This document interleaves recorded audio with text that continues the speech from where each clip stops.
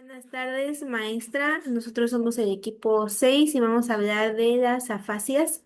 Mi equipo está conformado por Guzmán Pérez, Norma Michelle, Márquez Campos Ivana, Mauriño Jean María Margarita, Pérez Salgado Raúl Enrique y yo, Chávez Escamilla y Amel del Carmen. Este es el contenido de nuestra presentación. Y yo les hablaré sobre la definición de las afasias. Esta es una disfunción del lenguaje que puede involucrar una alteración en la comprensión o la expresión de las palabras equivalentes a palabras no verbales. Se debe a un problema en los centros del lenguaje de la corteza cerebral y los ganglios basales o en las vías de la sustancia blanca que la conectan. Usualmente las afasias resultan de trastornos que no causan daño progresivo, es decir, pueden resultar de accidentes. Después tendremos la clasificación. En un momento les voy a explicar un poco más esta imagen. Vamos a pasar con la definición de cada clasificación.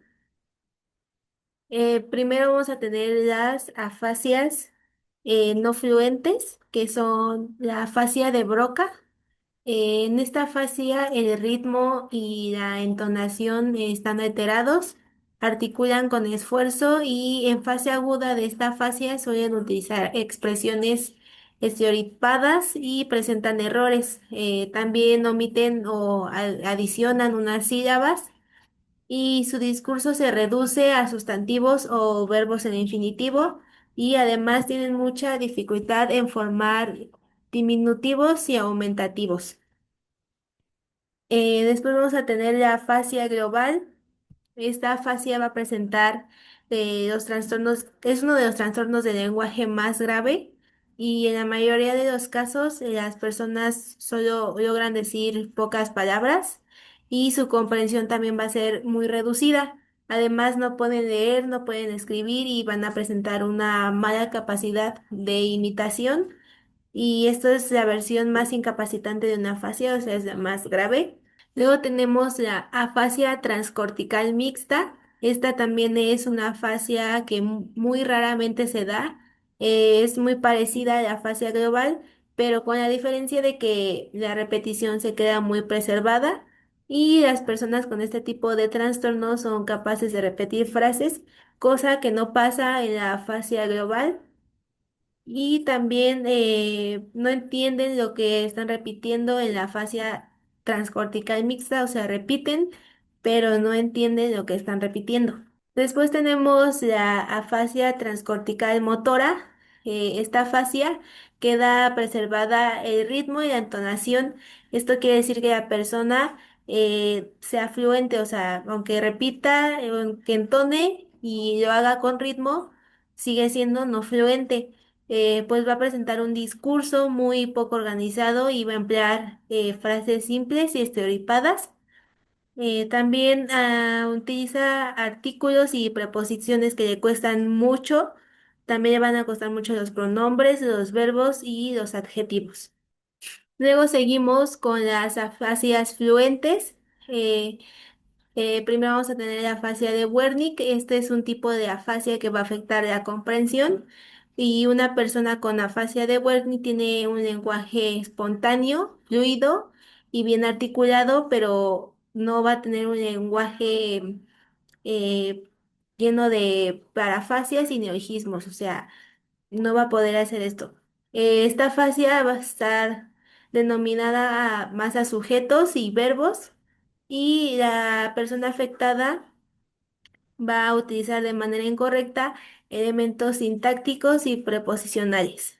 Después vamos a tener la afasia transcortical sensorial. Este tipo de afasia va a estar caracterizada por preservar la réplica de sonidos y aunque en ambos casos se produzca un habla fluida y vacía, las afasias sensoriales no suelen tener tantos neologismos ni parafasias. También tenemos la fascia de conducción. Aquí en esta fascia el lenguaje es espontáneo y fluido y aunque son continuas las interrupciones para buscar una palabra, la persona con este tipo de afasia está constantemente corrigiéndose y aproximándose a la expresión que desea transmitir. O sea, se equivoca, pero se corrige y logra obtener lo que quiere decir. Después vamos a tener la afasia anomia.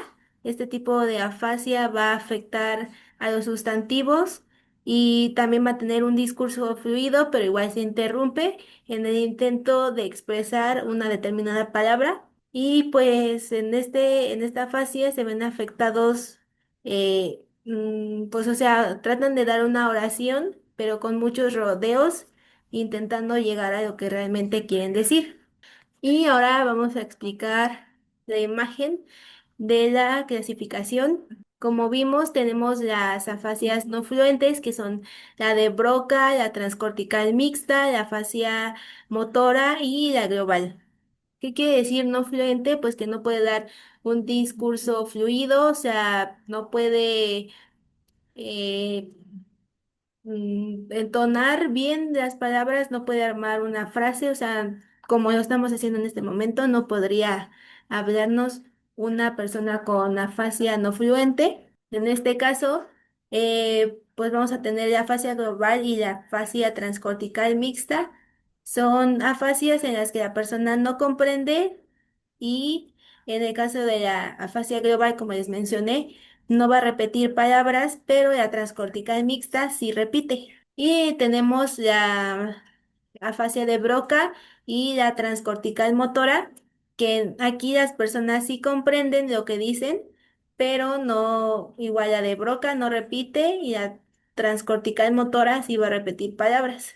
Luego pasamos con la fluente, que ya es cuando la persona tiene problemas en la repetición de palabras o en dar muchos rodeos al tratar de decir algo, pero la diferencia es que si tiene un discurso fluido. Vamos a tener la de Wernicke y la transcortical sensitiva, que son afasias en las que la persona no va a comprender.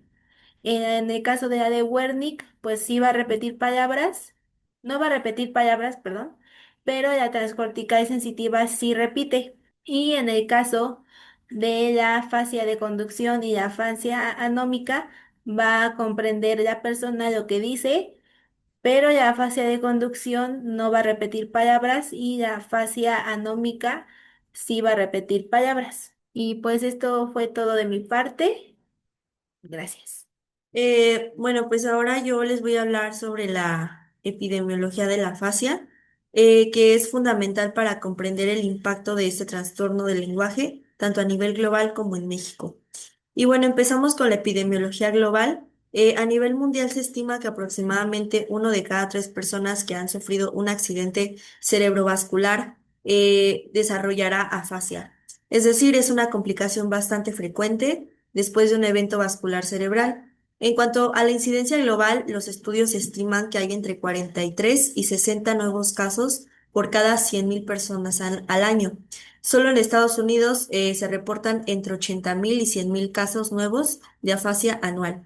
Esta cifra muestra que la afasia es un trastorno raro. De hecho, no es un trastorno raro, de hecho, pues afecta a millones de personas en el mundo. En este mismo sentido, se calcula que entre el 0,3 al 0,4% de la población mundial vive con afasia de manera crónica. Esto significa que más del 2 millones de personas en Estados Unidos la padecen actualmente. La afasia se presenta con mayor frecuencia en personas mayores de 60 años, pero puede afectar a cualquier persona sin importar la edad. Si se ve comprometida alguna región del cerebro relacionada obviamente con el lenguaje. Ahora pues pasamos con la epidemiología en México. El panorama aquí también es preocupante ya que en nuestro país el accidente cerebrovascular es la sexta causa de muerte y lo que es más relevante en este caso, la principal causa de discapacidad neurológica en adultos mayores. Cada año se registran entre 170.000 y 200.000 nuevos casos de accidente cerebrovascular. De estos casos se estima que entre un 30% y un 35% de los pacientes desarrollan algún tipo de afasia post-accidente cerebrovascular. Esto representa una cifra muy significativa que equivale a alrededor de 60.000 casos nuevos de afasias por años solo en México. Pero pues estos números no se explican únicamente por la incidencia de accidentes cerebrovasculares. Hay varios factores que influyen directamente en el contexto mexicano. como por ejemplo la desigualdad en el acceso de servicios de salud, sobre todo en comunidades rurales, ya que es más difícil recibir atención médica especializada, el diagnóstico tardío o incluso el subregistro de los casos de afasias, lo cual pues complica que se reciba un tratamiento adecuado. La escasa cobertura de servicios de rehabilitación del lenguaje dentro del sistema de salud público, lo cual deja a muchos pacientes sin las herramientas para recuperar parte de su discapacidad. Y por último, pues algo muy importante, la baja conciencia pública sobre qué es la afasia y cómo tratarla. Muchas personas ni siquiera saben que existe este trastorno o lo confunden con problemas mentales, lo cual aumenta la estigmación. Y bueno, pues la imagen que se ve ilustrada en esta diapositiva eh, precisamente ilustra pues este problema, ¿no? Una persona con afasia pues intenta hablar, pero las palabras salen desordenadas o incorrectas. Y pues mientras esto ocurre, la otra persona no logra comprender generando pues confusión. Es una forma muy visual de presentar lo que sienten los pacientes con afasias en su día con día. Yo soy Pérez Salgado Orla Enrique y yo voy a hablar sobre el diagnóstico de las afasias. Para comenzar tenemos que las afasias pueden ser diagnosticadas por dos métodos principales, siendo el primero el diagnóstico por medio de métodos de imagen y el otro que es un poco más cualitativo se llama test de Boston para el diagnóstico de la afasia. Básicamente el objetivo de este test es analizar las condiciones tanto cognitivas como de lenguaje del paciente. Entonces, se divide en varias fases, varias etapas, donde la primera que tenemos es la comprensión auditiva.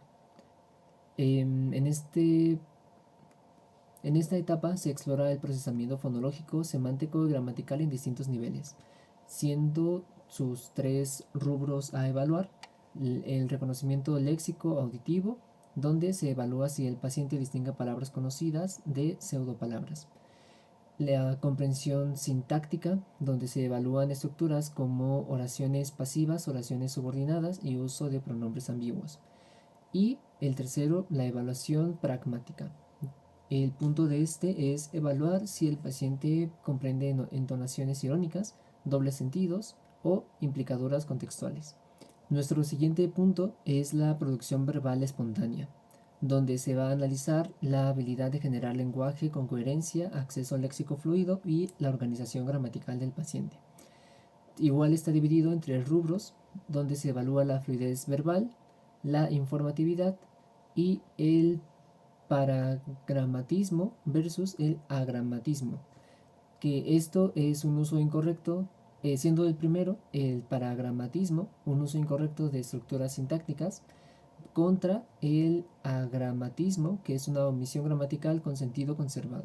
El siguiente punto es la repetición, donde se pone a prueba la integridad del circuito de lenguaje entre comprensión, memoria fonológica y la producción. Asimismo, como los anteriores, está dividido en tres partes, donde es la primera la repetición de pseudopalabras. Esto pues tiene que ver si el paciente es capaz de detectar alteraciones fonológicas; la repetición de frases con estructuras complejas, donde se detectan fallos sintácticos o de procesamiento de memoria de trabajo verbal; y los errores típicos, que son transformaciones fonéticas como casa por cafa, omisiones o reemplazos de palabras. En esta diapositiva, en la parte de la izquierda, podemos ver una transcripción de un diálogo que se tuvo entre un examinador con un paciente. Entonces, podemos ver diferentes letras escritas sobre el texto, que estas pues obviamente significan pues varias cosas que podemos ver en la parte inferior derecha. Entonces, lo que se hace aquí es evaluar si el paciente tiene emisiones vacías, por ejemplo, de que no termine las palabras correctamente, o mejor dicho, las oraciones. Las diagonales significan pues precisamente eso, los términos de las oraciones, que pues realmente no son términos como tal porque no están terminadas muchas de las oraciones y es que le ponemos atención al texto. Entonces, bueno, pues este es uno de los métodos con los que se evalúa la afasia y el nivel de afección que se tiene. Tenemos como siguiente punto la lectura, donde se estudia el acceso al léxico ortográfico y la conversión grafema-fonema. Igual tenemos 3 puntos a evaluar, que es la lectura en voz alta, tiene que haber precisión, ritmo y entonación, y la comprensión lectora, que es nivel literal, inferencial y analítico, y la lectura funcional, que son señales, menús y horarios. Pasando con el siguiente, tenemos a la escritura, donde se evalúa el control motor fino hasta la planificación lingüística escrita. Igual, sus 3 apartados son el dictado de pseudopalabras, donde el paciente tiene que medir la codificación fonológica y ortográfica, la narración escrita, donde se evalúa la organización discursiva, cohesión y uso de conectores, y los errores frecuentes, como pueden ser síntomas o, bueno, mejor dicho, signos de dislexia fonológica o lexical, errores morfosintácticos o sustituciones semánticas. En esa diapositiva del lado izquierdo podemos ver distintas frases escritas por pacientes diferentes con afasias. Entonces, lo que se hace en esta prueba, pues lo mismo que pertenece a la escritura, lo que se hace aquí es puntuar la calidad de la escritura de los pacientes. Se van restando o sumando puntos dependiendo de la mecánica, del vocabulario, la sintaxis y el contenido. Podemos ver que pues principalmente lo que se afecta aquí es la forma en la que se escriben las palabras en la mayoría de los casos. Los que no se ven tan afectados pues tienen errores de sintaxis, y pues esto es pues una forma en la que nos podemos dar cuenta sin tener que recurrir a los diagnósticos por imágenes.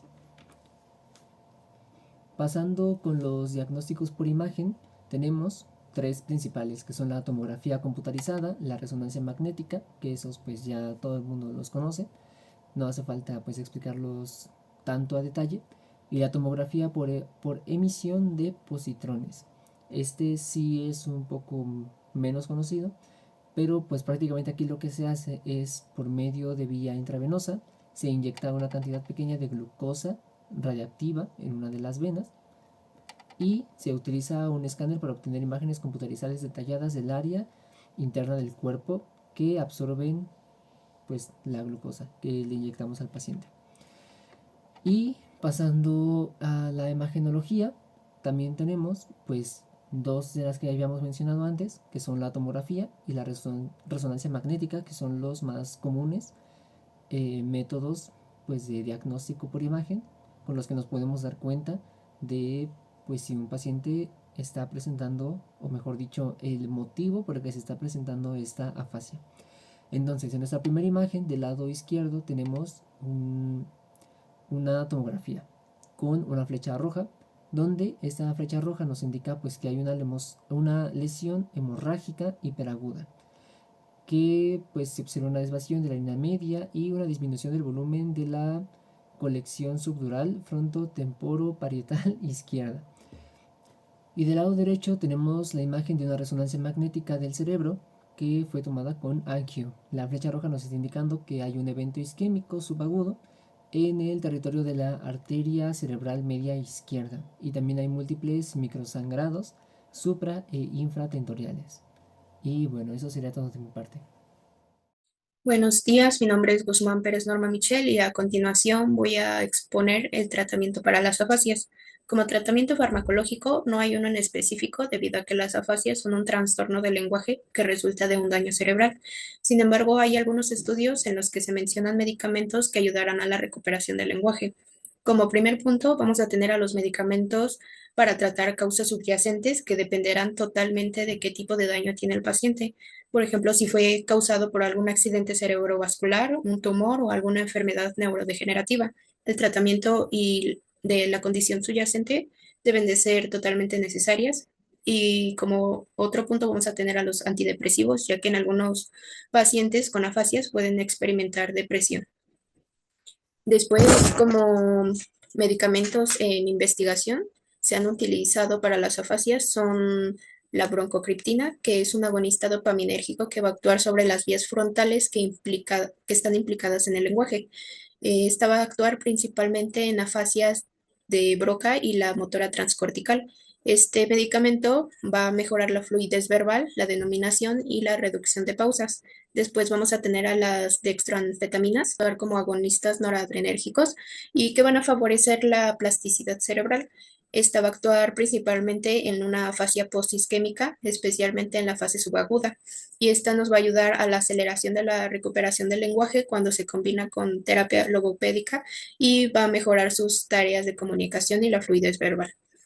El donepezil, que es un inhibidor de la acetilcolinesterasa, va a aumentar los niveles de la acetilcolina y este principalmente ha ayudado a la afasia crónica post-ictus y nos va a mejorar el lenguaje espontáneo, la comunicación auditiva, la repetición y la denominación. Y por último, el medicamento piracetam, que es un nootrópico con efectos neuroprotectores y favorecedores del aprendizaje y la memoria.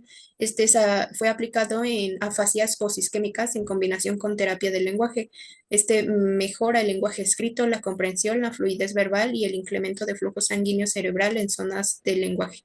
Independientemente de los beneficios que tienen estos medicamentos, aún se requieren de estudios clínicos y los efectos secundarios pueden ser distonías dolorosas, el aumento de la presión arterial, el aumento de la frecuencia cardíaca y principalmente estos medicamentos en su mayoría no se observan diferencias significativas frente a un placebo. Así que el tratamiento principal de las afasias va a ser la rehabilitación. Primero vamos a tener en nuestro punto número 1 la evaluación inicial, en donde el objetivo es determinar el tipo y el grado de alteración del lenguaje y aquí se van a realizar entrevistas para evaluar la comprensión y la fluidez del habla. Como segundo punto, después de la terapia del lenguaje, en donde se va a realizar ejercicios de repetición, nombrando objetos y el uso de frases cortas. La terapia de comunicación aumentativa y alternativa, que va a consistir en facilitar la comunicación de los pacientes con severas dificultades para hablar, así que se utilizarán dispositivos electrónicos, pictogramas o gestos para ayudar a la comunicación. Como el siguiente punto es el entrenamiento de estrategias en comunicación, que vamos a tener como objetivo principal enseñar a los pacientes y a sus familiares técnicas para facilitar la comunicación. La terapia de grupo se va a practicar las habilidades de comunicación en un entorno social. También la intervención familiar es importante para darles capacitación de cómo ayudar al paciente. Y todo esto debe de llevar un seguimiento y reevaluación sobre el progreso del paciente y reajustar la rutina según la evolución del paciente. Y cabe recalcar que este tratamiento debe de ser proporcionado por un logopeda, que es un profesional en la salud especializado en trastornos del habla, el lenguaje, la comunicación, la voz y la deglución del paciente. Hola, mi nombre es María Margarita Mariolín y les voy a presentar el caso clínico. Bueno, pues este caso clínico corresponde a una mujer de 70 años con antecedentes de fibrilación auricular que no estaba anticoagulada, lo cual ya representa un factor de riesgo importante para eventos embólicos. Y bueno, es traída a urgencias por sus familiares, quienes notan que aunque la paciente habla de forma fluida, lo que dice no tiene sentido y además no entiende lo que se le dice. Esto es un patrón típico de afasia de Wernicke, también conocida como afasia sensorial, y pues en este tipo de afasia el lenguaje es fluido pero vacío de contenido, con errores como parafasías, que son situaciones inadecuadas de palabras, y neologismos, que son palabras inventadas. A diferencia de la afasia de Broca, aquí la paciente no es consciente de pues de su alteración del lenguaje. Y bueno, pues el examen neurológico no muestra una debilidad ni alteración motora, lo que es esperable, ya que el área de Wernicke se localiza en la región temporoparietal del hemisferio dominante, lejos de la corteza motora primaria. La imagen por resonancia magnética mostró un infarto isoquémico en el giro temporal superior izquierdo, que corresponde anatómicamente al área de Wernicke. Y bueno, pues este caso es un ejemplo muy claro de cómo una lesión focal de la corteza cerebral puede generar un trastorno del lenguaje, afectando la comprensión sin comprometer la fluidez, y pues lo cual puede dificultar el diagnóstico inicial si no se hace una evaluación dirigida del lenguaje. Y pues bueno, estas son nuestras referencias y muchas gracias.